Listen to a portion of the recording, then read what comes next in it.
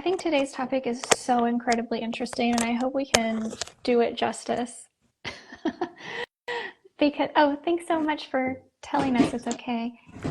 Um, yeah, I hope we can do it justice because it is really, I think, going to be a huge topic in coming years. And I think we're seeing that AI is kind of infiltrating everything, every aspect of our lives. And I think there are positives and negatives. So I don't know about you. I don't know if, because, some people are like all positive, some people are all negative. You know what I I mean? Like, mean, but I think there are I positives and think you'd have to negatives. be kind of a little bit in denial to think that it's all positive. Yeah. Yeah. I I agree. think you'd have to be uninformed to not see any positive because Yeah. there's so much positive really for like small businesses, for writing. I'm a writer and like most people are like, you love AI. I'm like, yes, because as a writer, the hardest part of writing is narrowing it down to the word allotment that you have, right? Like writers write because we have a lot to say and we enjoy writing. So AI helps us kind of start with like an outline, figure out our thoughts. It helps us, kind of streamline the research process. So I think there's so much positive, and people forget. And I'm like, well, it's not writing for me. It's doing all the preliminary things that I used to do that used to take a lot of time. And so, who benefits from that? My clients, where I don't have to raise my prices for like extensive research and things. So I think it's so positive, but also yeah, like you'd have to be completely bonkers to think that there's no dark side of Oh, AI, because yeah, there for is sure. dark side to AI. So the study that I saw last week that kind of prompted, I just saw it last week, but it actually came out in October of 2024 that prompted us talking about this today is from the University of Cambridge. Basically, it says researchers have developed a machine learning algorithm to accurately detect heart murmurs in dogs, one of the main indicators of cardiac disease, which affects a large proportion of some smaller breeds such as King Charles Spaniels. So when I when I heard this, I started thinking about everything that I have been hearing in human medicine using AI. And so far, what I have been able to find as far as like veterinary medicine, most of what's being talked about in the veterinary world is using AI for like charting, for doing all of those tasks that take so long, for keeping records, that kind of thing. But I think there's so much more to it that, and veterinary medicine is always kind of behind human medicine. So what we're going to see happen in human medicine will likely happen in veterinary medicine maybe a decade later, maybe quicker actually, because just as companies start to adopt AI for cutting prices, like you were just saying, like keeping costs down, it may start to happen quicker and quicker. Um, but one of the big things that I immediately thought of was a study where they took doctors, these were human doctors, and they compared, um, they needed like kind of tricky diagnostics done. So like thinking outside of the box, which we talk about all the time in Like both human House, medicine. like House, the show Yes, House. yes. Both Yes. in like human medicine and in veterinary medicine, I think just the system itself is set up to very much be like checkbox medicine. And so to actually think outside of the box, there certainly are doctors who like pride themselves on being able to do that. Most of them, though, like corporatized medicine is very, these are the symptoms, this is the diagnosis, I can't help you beyond that. Hmm. So to have doctors actually think outside of the box to diagnose things, they took a single doctor, gave him, the paperwork of a patient. They took a group of doctors and gave them the same paperwork for that patient. And then they gave the same information to AI. And they wanted to see initially, I think they were trying to test the doctors against each other because it's kind of really well known. I believe also in veterinary medicine, veterinarians act as islands, and any of them will tell you this. Like, there's a handful of them that are like, I wish it weren't like this, but most of them are, they don't like to collaborate with each other. They don't like to, send you to someone else because they operate as islands. And so I think the initial study was trying to see, like, okay, if we have a team of doctors working together, are they going to get to a correct diagnosis and are they going to get there quicker versus an individual? And they did, because by the way, all of these doctors had AI available to them, and the single doctor chose not to use it because of his ego. He chose not to use it because he said he was going to be able to figure it out, right? The team of doctors did utilize it and did come up with the correct diagnosis. AI came up with the correct diagnosis much faster than anybody else. Right. So I think in some regard, and I bring this up, this was not in veterinary medicine, this was in human medicine, but that was where my head went, and that was why I thought this would be a good topic to talk about, because if we utilize it properly and if we are willing to utilize it, so that singular doctor was not willing to utilize it because he was all on his own, he didn't have other people to bounce ideas off of, and he just wanted to be the one to, you know what I mean? Like that Yeah, ego that we, get the credit for exactly. solving it on his own. Look at me. Yes. And I'm he so got great. it last. Yeah. Well, He was like in last place. yeah. And so if we adopt utilizing AI technology, and just in case anybody is like, what are you talking about? Which I can't imagine anybody would be. AI being artificial intelligence, or the smart people call it AGI, artificial general intelligence. And then I just heard the other day, I don't remember if it was um, on a press conference or if it was at the World Economic Forum, because I've listened to so many things over the past week, but somebody said a SI, artificial super intelligence, which is like the computer learning from the computer kind of Yeah. thing, you know what I mean? Right. That scares me even more. But um, if we can utilize it properly, we can get correct diagnostics much quicker. It's just all about the utilization of it.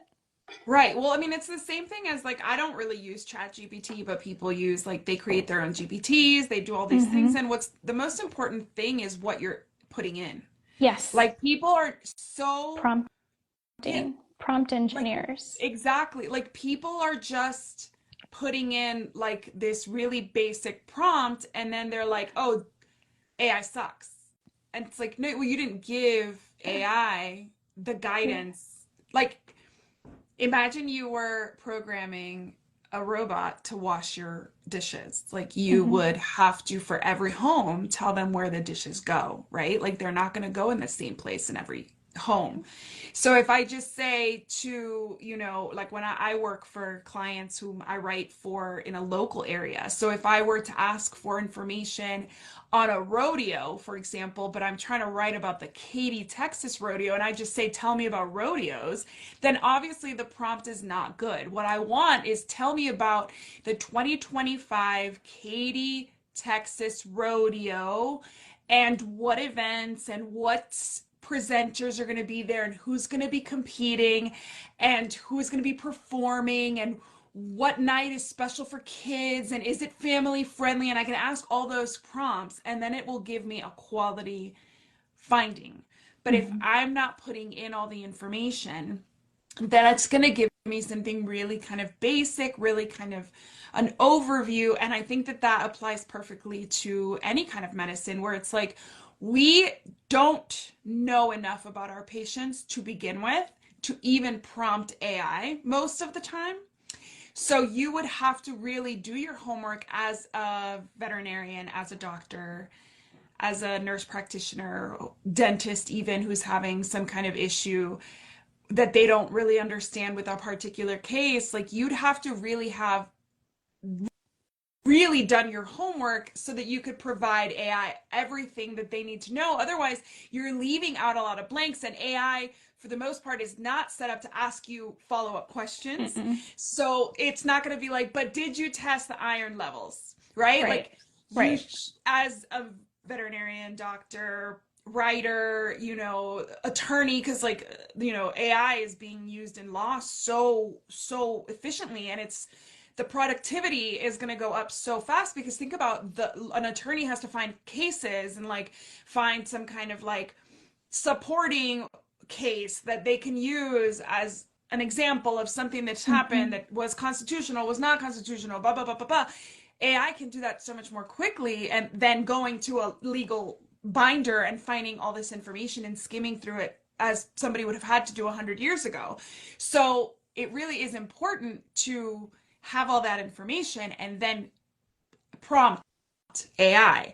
And my only concern is, yeah, like I take my dog in and I'm saying she's throwing up. She just randomly throws up.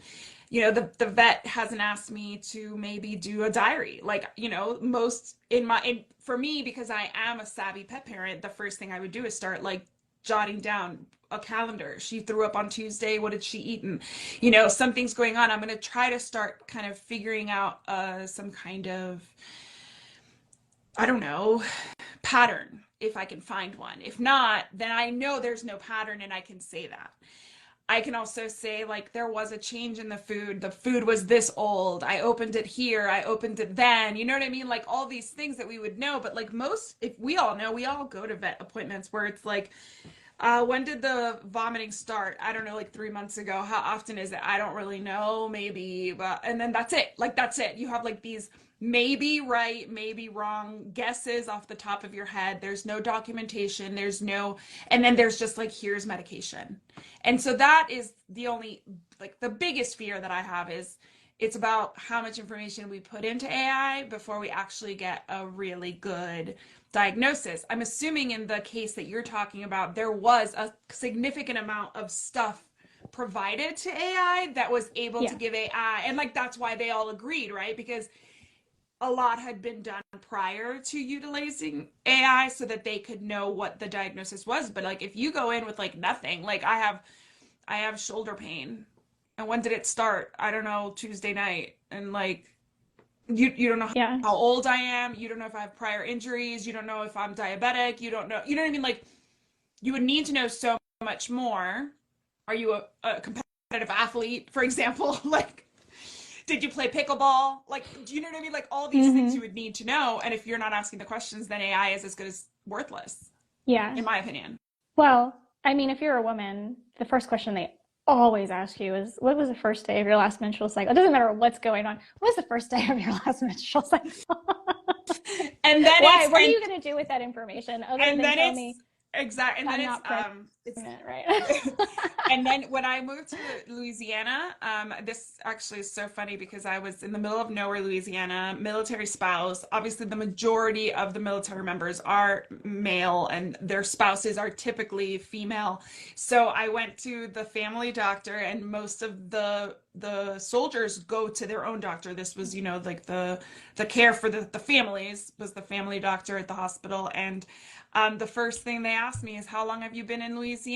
And how long have you been at Fort Polk? And I'm like, 3 months. And they're like, this happens a lot. You're having an adjustment disorder. And like everybody who walked out of that doctor's office walked out with Zoloft. Oh my Everybody. gosh. And it was Wow. it was like a running joke where it was like, we know how bad it is to live here, so here's your Zoloft. And it was almost like given as in like you don't have to take it, but if you get desperate, here it is. And it's exactly that. Like it's like if you're a woman, it's immediately like, what's your last menstrual period? Are you making it up?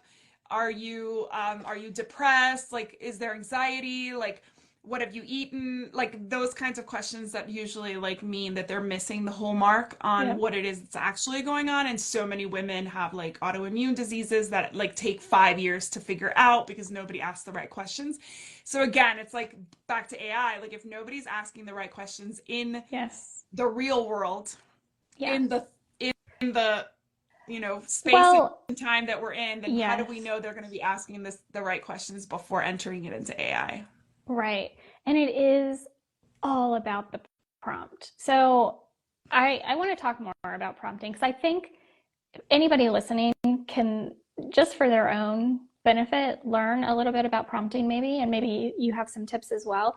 But I want to kind of go through some of the things that I found that we are already using AI for in human medicine, which hopefully, we're not going to be far away, I think, in veterinary medicine.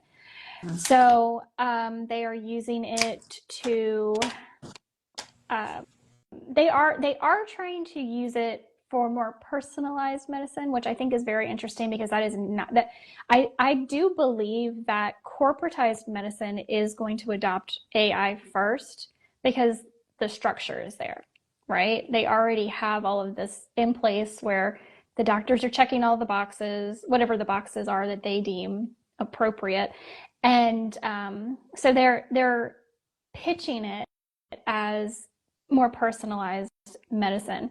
Of course, the most common form of cancer found in men, prostate cancer, that's where they went first. They always do, right? Whatever ails men first. So, I mean, No I know I sound comments. horrible. I know I sound horrible, but it is. It's true. What did I heard? It was a comedian, but like she had the term for it.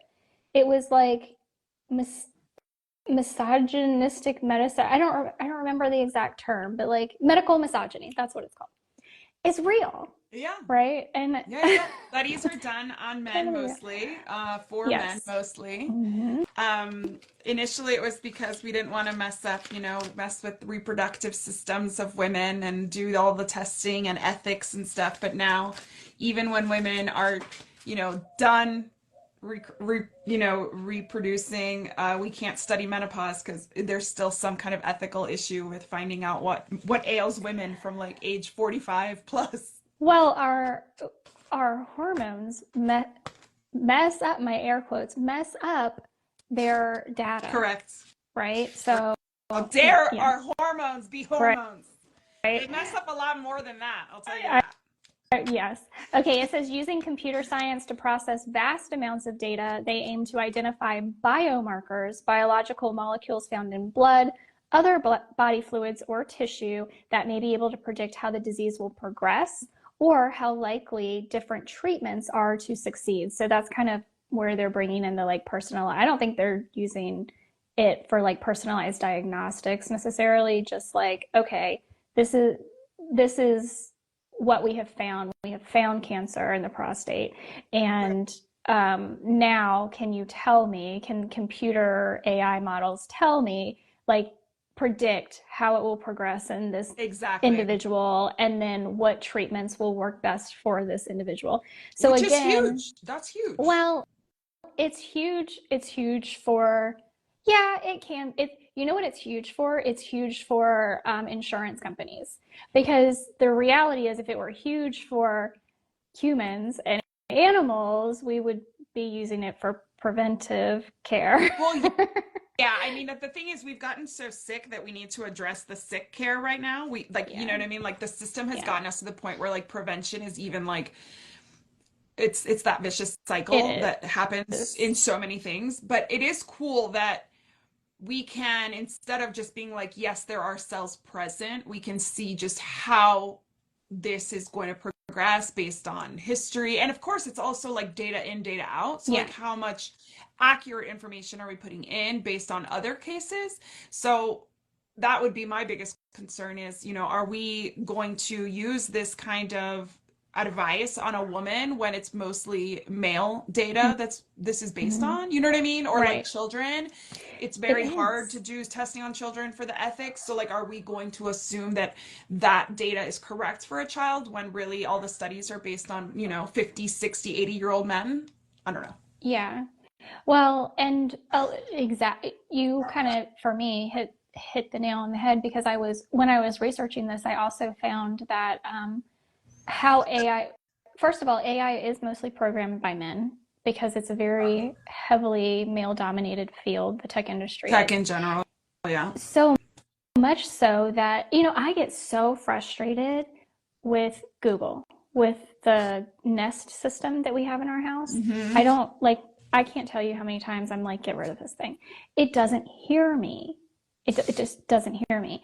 And so when I was researching for this, I found that it's 92% accurate at detecting a man's voice and only 69% accurate at detecting a female's voice because it's not programmed to pick up the different pitch in a woman's voice. I am officially outraged because I have the same system. Wow, interesting. And That's really interesting. I do have a very high pitched voice. I mean, even for a female, I think I have a pretty high pitched voice. So it just doesn't, I mean, literally, I will have to stop everything I'm doing so there's no other noise around me and then speak to Google because it will, if anything is going on, if the TV is on, if I'm doing dishes, if any other noise is happening, it does not hear me. Yeah, that makes sense. I actually have a really hard time with Google Home. I Yeah. usually just go to my Alexa for that same reason. Because I feel like I'm Yeah. like, Go, hey Google, hey Google, hey Google, and it's like Exactly. not. Yeah, so Yes. that makes a lot of sense. Yes. Yeah, so diagnostics.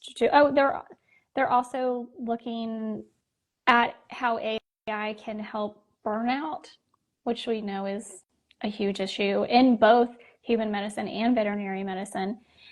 And then the only things that I found as far as like veterinary medicine talking about AI at all, other than that first article, hey Diane, other than that first article that kind of prompted this whole thing with the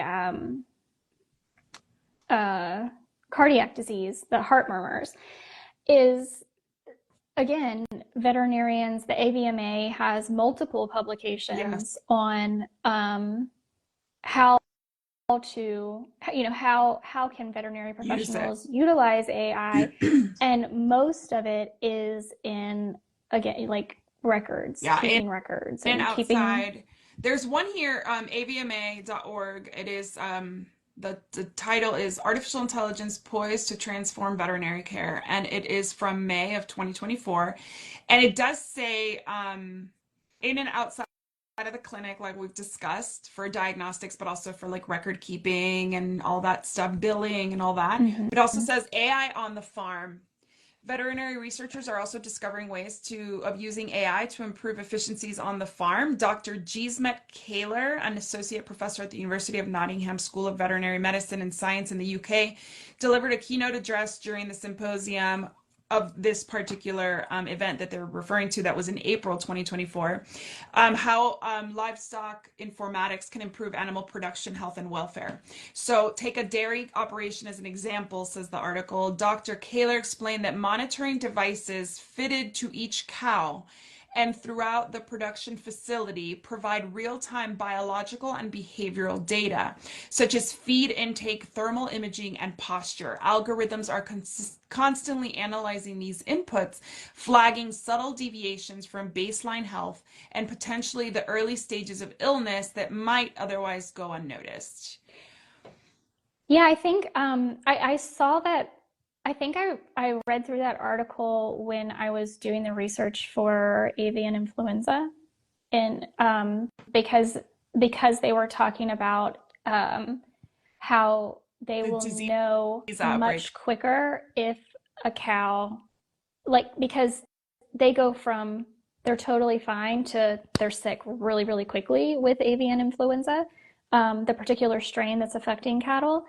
It's so quick that, yeah, they were talking about those devices being able to detect it and notify. Yeah, so I think livestock ranching is definitely going to be like ahead of the curve in veterinary medicine when it comes to What, AI. but at what cost, right? So like Yeah, this just makes factory farming it easier. does. More less interaction with humans for sure. I mean, which Less I interactions guess with humans, less less control. controls of like the environment, because like now we can Yeah. throw more maybe Yeah. in like one enclosure, because the Yeah. second we find out that somebody's sick, we can remove them Yeah. and then see everybody else or whatever. You know what I mean? Like Mm-hmm. I always, again, if you've joined us for any of these conversations, I always see the bright and the dark side of things. And I try to mostly focus on the positive, but like when I read that, all I think is just like, let's just abuse more animals like they were robots. Yes. Put these monitoring devices on them. Forget that they're sentient beings. Yes. Forget that they have value, that their lives are of some kind of consequence, and just throw them all in like these huge facilities connected to some kind of thing with less room to move, and make them miserable until it's time. The optimum time to slaughter them is like beep beep, today they go, beep beep, like time to, make the Yep. meat. And it just, I Yeah. know, I love technology. I do. Technology has made the world so much more connected in so many ways. Like I have family all over the world. Thanks to technology, I can pick up their phone and call them and see their faces, and I don't have to fly there like we used to so long ago, and not that long ago, really. And I love that, but I also love the idea of like keeping things simple and natural. Mm-hmm. And this is really kind of like it's in contrast, it's in conflict with my, right, like with my Yeah. sensibilities for that kind of thing. Absolutely. Well, and I think it's just like anything else that it is the human using it that's going to make all the difference, because a regenerative farmer, for example, could use the exact same technology and improve the quality of life for their herds, whereas an industrial farm can take that exact same technology and use it as a crutch to, just like when you were talking about it, it made me think of like um, how we have utilized drone pilots in military, because it's like a video game to them, right? So they have much less psychological trauma, instead of actually being there in person to drop a bomb, right? And then you have that physical trauma of, oh my god, who did I just kill? It's a video game to somebody, right? And You have it's to the be same really thing. disconnected from reality for that, but I mean, to each his own. But yes, I see what you're saying. I see what you're saying. And with technology, there's always a positive and there's always Mm-hmm. a negative, right? Like I listened to a lot of stuff on AI and digital marketing and stuff just because that's what I do. And I had seen this meme going around, and they were talking about it too, where it's like, I wish AI was like helping us do our dishes and our laundry rather than Yeah, giving us more time to do more work. Because really, what it's exactly. doing is we're not going to stop working as much as we do. Veterinarians, in particular, are not going to work less hours, fewer hours. They're just going to be able to do more in their workday because of AI, not less. And that's where I have a really hard time with it. It's like, when do we like stop putting such an emphasis on productivity and efficiency, Yes. and like we start valuing that human gift of like intuition? Yeah. Because when it comes to doctors, and I mentioned House, remember House, the show Yeah. House? If you ever Yeah. watched it, it was so good. If you didn't watch it, I'm sure it's available streaming somewhere.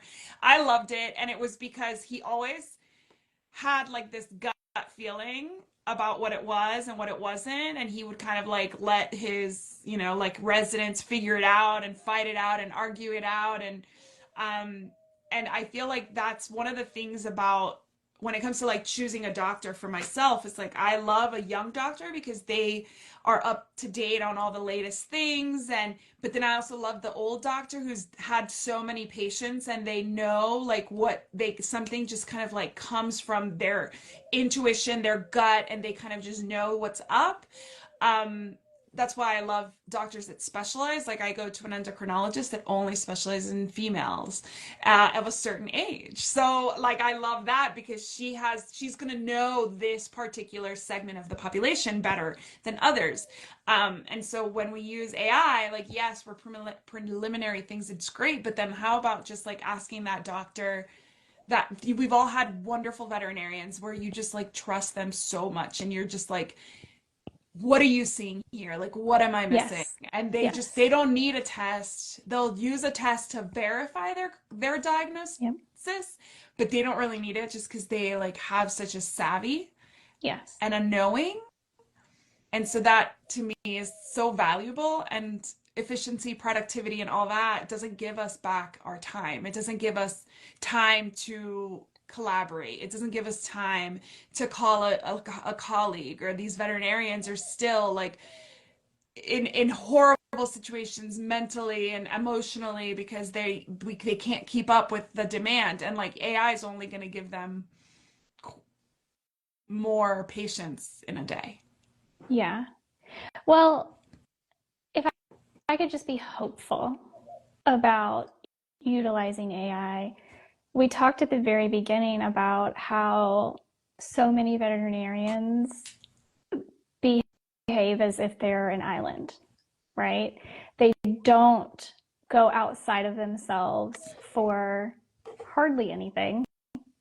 They don't want to refer, they don't want to ask for help. And I'm not saying, I'm not trying to pick on anybody here. And this is obviously a generalization. But if a very savvy veterinarian could utilize AI to help them figure things out, where if they did collaborate with other veterinarians, maybe they would be figuring these things out through human connection, but instead they use AI, then maybe it could benefit Yeah. the pets in their care. Yeah. Yeah.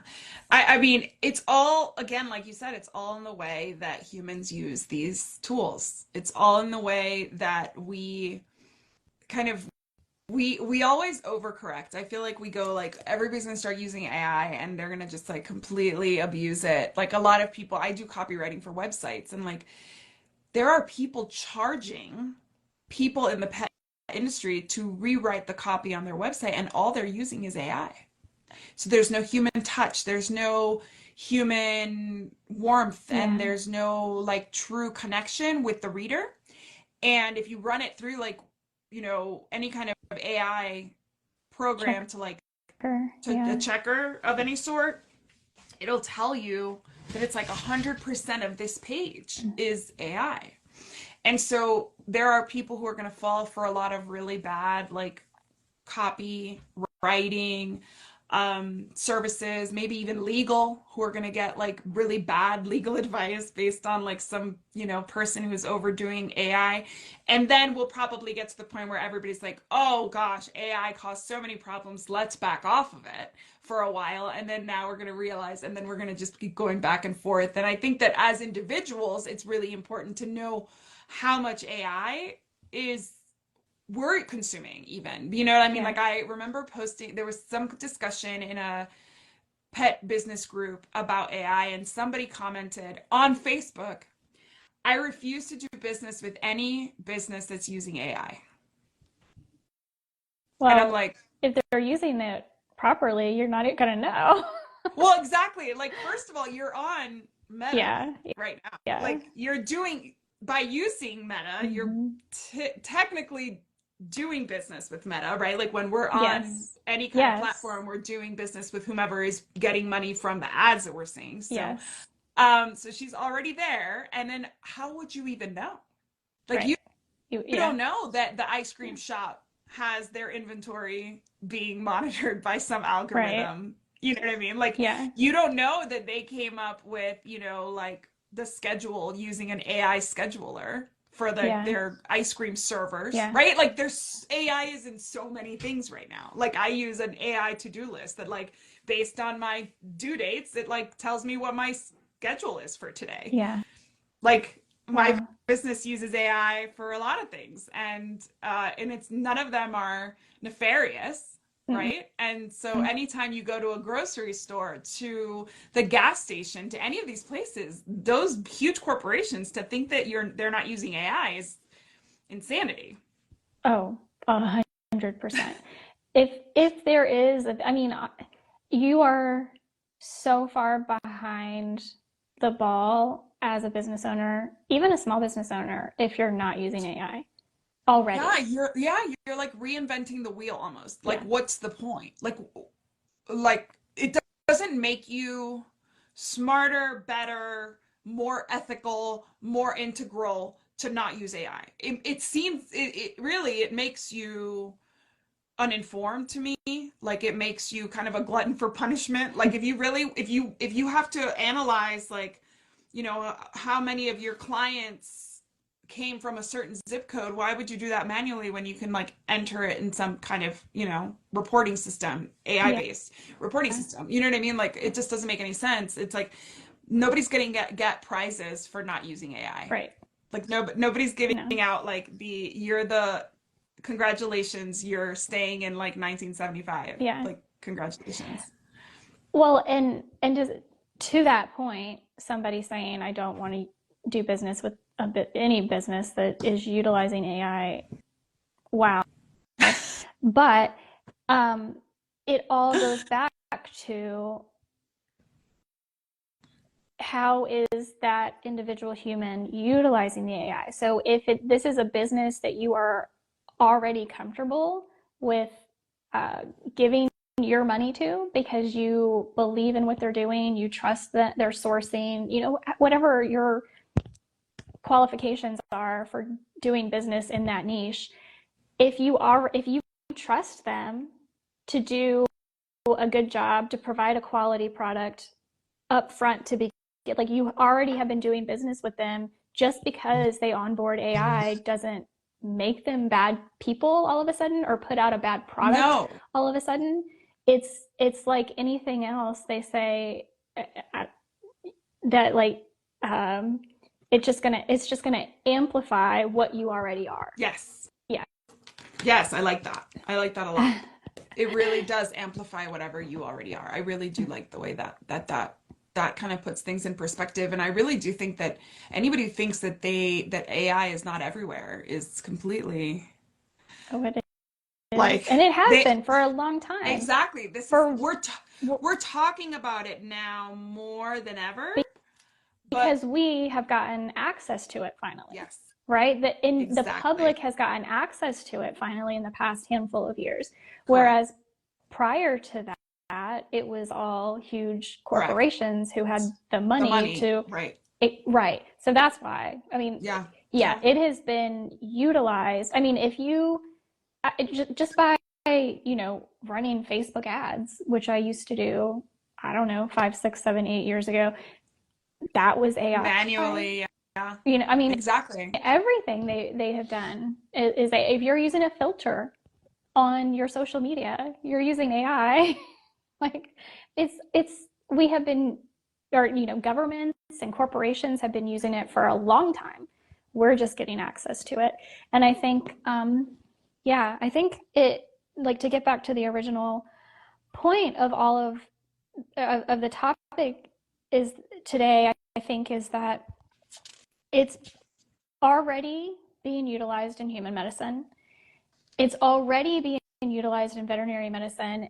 Generally speaking, most veterinarians will tell you that veterinary medicine is about a decade, about 10 years, like, Behind. behind, yeah, behind human medicine. But I think as long as these huge corporations are going to adopt it because it's going to save them money. So I don't think it's going to take as long for No, and AI to infiltrate. especially now with the buyouts, corporate buyouts of veterinary clinics. Yeah. Like Banfield has their own, tons of researchers and AI specialists working on every single Mm-hmm. part of their workflow to reduce costs, Yep. to hand it over to AI.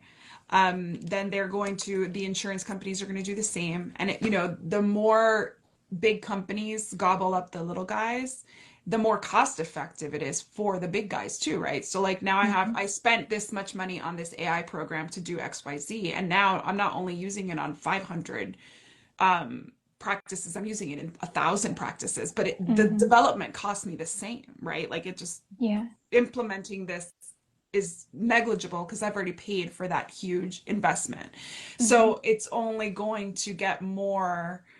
utilization as more corporate buyouts continue to happen in vet med. And there are positives, like obviously as long as they're species specific, and then we're talking about probably like a little bit of discrimination where most of that's going to go to dogs versus cats. Forget your birds and your guinea pigs, they're not going to get any love from the AI. There's no money in those, you know what I mean? So like it does get like, at the end of the day, what is it? It's money. Like at the end of the day, what is AI trying to do is reduce costs and increase productivity and Increase efficiency. efficiency. Yeah. Exactly. So like, unfortunately, I do think that it'll be great for dogs and cats. I really do. Horses, maybe, depending on how much money there is. Obviously there's a lot of money in agriculture, so a lot of it will, Yeah. end up being utilized there, like we discussed. But again, maybe dogs more than cats. One other thing I have a hope for, and this it may not happen, but honestly, I have a big hope for it, is you talked about creating your own GPT at the beginning of this, which I mean, I've created a GPT. It's not that hard to do, It's not. and there are services out there that will help you create a GPT. And I know one veterinarian, this is not public, it's not something that the public can go access right now, but one of the things that when I went to AHVMA, the annual event for the American Holistic Veterinary Medical Association in 2023, um, one of the things that a lot of the holistic veterinarians were talking about is that so many of them who are actually holistic veterinarians who have been practicing for decades with holistic medicine, they have all of this knowledge in their head and they have no one to give it to. They don't have apprentices, interns, they don't have, and most of them, because they are in their 60s, 70s, some of them in their 80s, they're not really up on technology. So it's going to take somebody, hopefully smarter than me, that can possibly utilize AI, because I know one veterinarian who has already started doing this, literally pumping everything she knows into an AI of her. So you can, if it were public, you could go to that URL where that server lives and type in your question and get knowledge from a holistic veterinarian or an integrative veterinarian who has been practicing for decades. So that kind of thing, I think it would be really amazing Yeah. to utilize it in that way, to take what these people have been working their entire lives and careers for and not let it die. Yeah. Yeah. That's Um, I mean, that's so that's even something that that, even makes me think of like just like the stories of our grandparents and our mhm. great grandparents, right? Like we can all share whatever it is that we know about. I mean, the problem is, who's right, who's wrong. That poor holistic veterinarian would probably get like a bunch of other veterinarians being like, "That's wrong." Well, for You sure, know, but like it but it's cool to be able to to like document things like that. database that Yeah. so that other holistic veterinarians could learn from it, even, Yeah. good night, Diane, even I when haven't that been able to person is see any of the gone. comments, so I'm not saying Oh anything because I can't see no. comments. But hi and good night, Diane. Oh. Yeah, I will say that I think that I always knew this, but like I'll say that in this conversation, what kind of stands out to me is making sure that the right people with the right ethics really do utilize AI and don't shy away from it and use it Mhm. in ways that are creative and that are, thinking about the future and about how things evolve and putting out all the best into the world. I know that we're talking about technology, but really intention matters, always Mhm. does, always will, no matter what you're doing.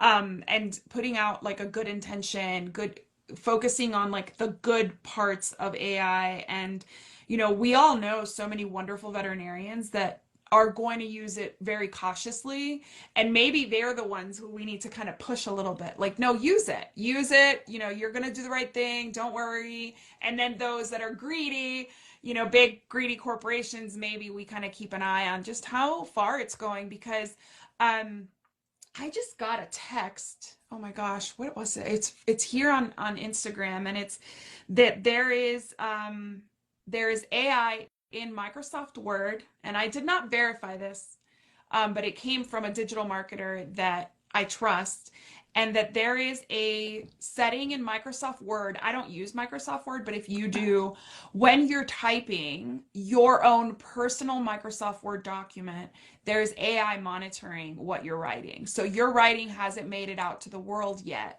and they're already reading it, right? So, like, as a writer, That makes as a sense. researcher, and there is Yeah. a way apparently to turn it off. Like, this is an Okay. option you can turn off in Microsoft Word, but that's when it gets really sketchy, right? Like, Yeah. if I were Dan Brown, if I were some kind of, I don't know, whatever author that you love, I can't think of anybody. What's his name? The one that the American guy who writes all the murder stuff. What's his name? Like Stephen Stephen King King. or Stephen uh, King. I follow. I blanked on his name, but I follow him as a writer, and I don't do his genre, but I yeah. follow him as a writer. But think about, he writes like 10,000 words a day, I think it was, and like think about Microsoft just knowing what he's writing every day. Yeah.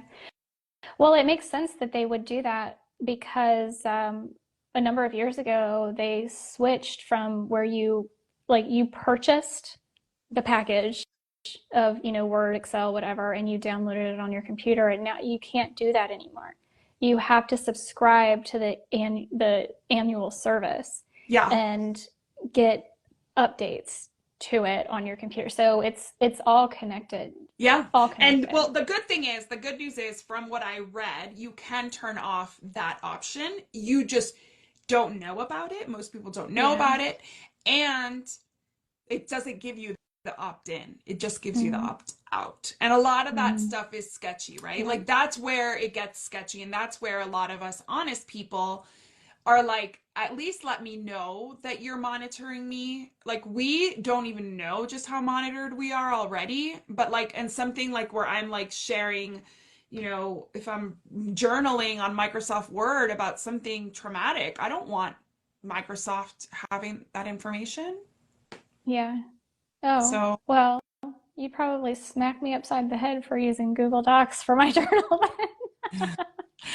I don't have anything that is super secret, but I guess I'm gonna Yeah. have to go back to getting, like, when I'm ready to write my novel, I'm just gonna get like a typewriter. Typewriter. Yes. Oh my gosh. Can I tell you, like I saw some I've always been very tactile. I like writing. I like a pen and a piece of paper. Hmm. But I have started in the past, I don't know, 5, 6 years, like I reserve that for things that are special to me or things that like I do keep a calendar on my desk. So like I have my week planned out and I do write that. I'm so weird. Like I have it in my digital calendar and I have it on Yeah. my desktop. And I'm so tactile. And I saw something the other day that was like somebody had just written like they said it so much more poetically than I'm going to say it right now, but it was basically like getting rid of the written word, like actually sitting down and writing letters to somebody is like the worst thing that we've ever done in like modern history. Like, and Getting rid of cursive. I don't even know how to print. oh my I don't know gosh. how to print. I do not know how to I print. love This writing in is my cursive. notes. This is Yeah. my notes. I don't know how to print. And it would be so slow for me to only print, and we've gotten rid of cursive, and like the world is so I different, and it's know. so weird. But there's so many wonderful things. Like, I would give up cursive a million times if it meant being able to FaceTime my family in Spain. That's 8 hours of, Yeah. time difference, but I can see them face to face, and my grandmother who's here can see them and hear them and see their new babies and all that. Like, so there's so much good in that, but also you're like, my kids will never know how to cursive. My kid cannot read my writing. Yeah. He reads. Isn't that He crazy? cannot read my writing. Right. That's so crazy to me. But I literally dreamed last night about writing, like literally sitting down and writing a letter. When was the last time you did that? I mean, you're writing notes, but like writing a A letter, letter? like a letter to The last someone. time I wrote a letter, I think, was to myself. at the blog. This was cool. Blog Pause retreat. I went in November to Boulder, Colorado. Blog Pause, if you don't know what Blog Pause is, if you're a creator in the pet industry of any sort, blogger, business, whatever, Blog Pause is so wonderful. And they made us write a letter to ourselves, and they're going to send it to us in a year. That's So so it was cool. really a card, and I can't remember what we wrote to ourselves, but we wrote it, put it in an envelope, sealed it, addressed it, and gave it to the Blog Pause folks. So Wow. I'll tell you when Yeah. I get it, because I can't even remember what I wrote, and it was just in November. But Wow. yeah, that's other than something like a project Hmm. at a retreat. No, you don't write letters. I write thank you notes, but Yeah. like or birthday cards for like my kids' friends, but it's like happy birthday, love you. That's it. Right. Yeah. So, and again, that goes back to what you were saying about currently we are utilizing AI to do the creative work when in reality, the best utilization of AI is going to be when we figure out how to get it to do all the mundane things that take up time, whatever that means for you, right? So if you're somebody who loves to garden, that's your art. You don't want your No, I would AI never want gardening a for you, robot right? doing my gardening. No. I mean, maybe I'd tell my a robot to help me garden, like dig a really big hole here so I could put this boxwood or whatever. Right. Um, or Like sweep I the floor, do the dishes. definitely Yeah. cleaning. I would kill or die for a robot to clean up Mila's room every day. I would really that I would sell my soul to the devil to have a little robot that came in and was like, all right, let's the Barbies go here, the little tiny shoes go over there, like 4-year-old on these robot make them disappear or just organize them or whatever. But like those are the things that like picking up that room realistically would take me 3 hours. Whereas a robot might be able to do it because they're not thinking. It's just like this goes here, this goes here. It might take them 25 minutes, like, and it's really that messy that the robot would need 25 minutes. Yeah. So yeah, I agree. I love that veterinarians will be able to potentially have more one-on-one time with pet owners, Yeah. pet parents, Yeah. spend more time with the pets, interacting with them, training Or their teams, things like that. Or if we could utilize it in veterinary medicine to, okay, you have set an appointment, right? You've set an appointment to come in maybe in a couple of hours because this is something that needs to be seen today, maybe tomorrow, maybe next week, whatever it is. And so AI is collecting all of that data that the veterinarian is going to need. And it gives the pet parent time before the appointment to be like, okay, let me think about this. My dog threw up at 3 o'clock yesterday. You know what Yeah. I mean? Like those things. You mean So like a phone collecting that kind of interview from a robot? that, or even like an Yeah. online, like you have your Like a own, or your, questionnaire. like a, yes, that can pivot based on the An um, algorithm.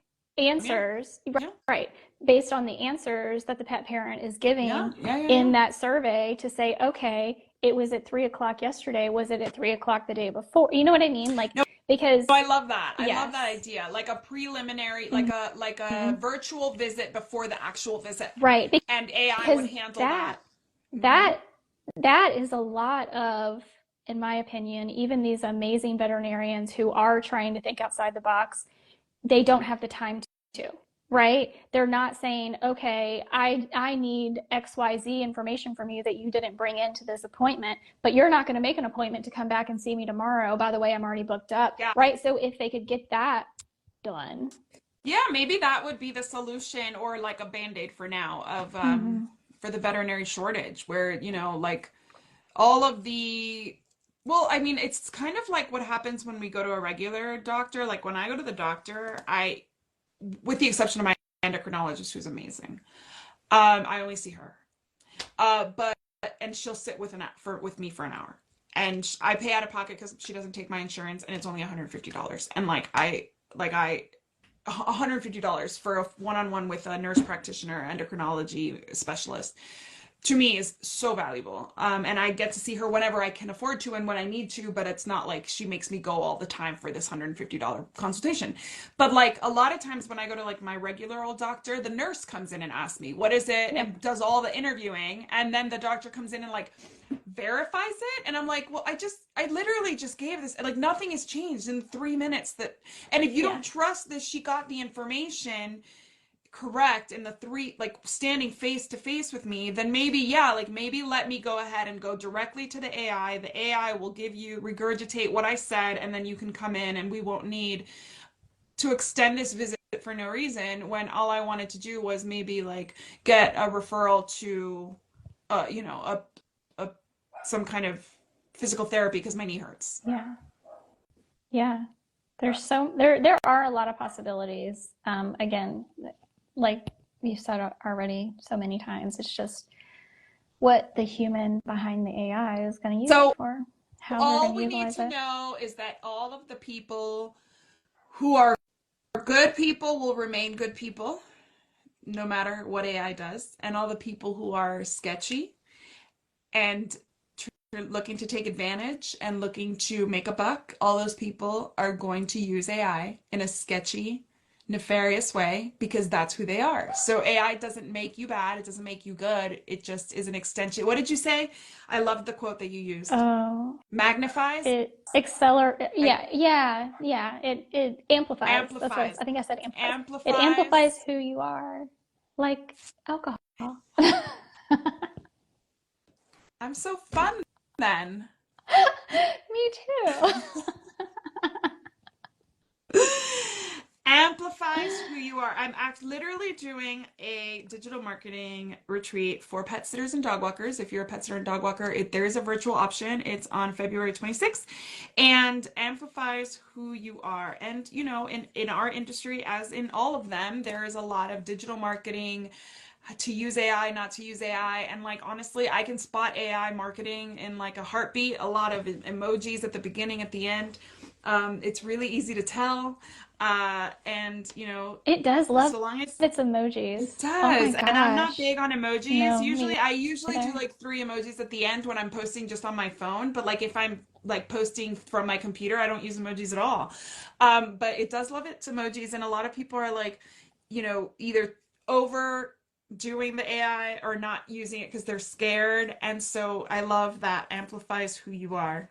That really is really cool. So thank you, Jessica, for that. And thank you guys for joining us for the weekly pet roundup this week.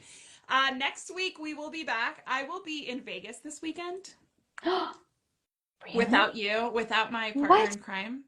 I'm No. cheating on you. I'm What do cheating you? on you. I'm taking my sister and my mom. So Oh, my nice. sister's never been to Vegas and she's moving back to Spain. She did her maternity leave here in the US. She's a dual citizen, so she can be in both places. So but she's like ready to go back to her real life now and going back to Spain with her baby, and we're taking the baby with us. And it was so funny trying to make reservations in Vegas for dinners and stuff, and we're like kind of stuck up about what we eat and stuff, and we're like, that's not baby appropriate. I bet they don't allow babies. And my sister's like, it's not very baby friendly. I'm like, it's Vegas, what did you expect? Because one thing is they're becoming more kid friendly, I do think. There are Yeah, I places, think but they've been like baby, intentionally trying to do the whole yes, like yes, Disney-fy Vegas or whatever. I don't know what they're. Disney Five Um, Vegas. yeah. I love Disney, so let's do it. But yeah, my sister and my mom, we leave Friday and we come back Sunday morning. So I will be recovered, I'm sure, by Monday afternoon. And if you guys have any recommendations on what we would discuss, I'll tell you all about my trip. Hopefully it's good. Yeah. Um, hopefully it's good because you know I hope so. it's the three of us and a baby, and but we're staying at the Bellagio. So I love the Bellagio. my mom forced us to go nicer than I would have liked to go, but I guess it's we're splitting it through three between three of us, so you know we could splurge a little more. But it's Yeah. going to be exciting because I've been to the Bellagio but never stayed there, and I've Uh, never stayed in that part of the strip, so I'm excited. yeah, it is nice to. I've only stayed there once, but like just to you decide to go to the room for the night, and but you can still just chill and watch the fountains as long as you Yeah. want. You know what I mean? Like, Exactly, yeah, exactly. Yeah, and they have the conservatory and like all yeah. this They beautiful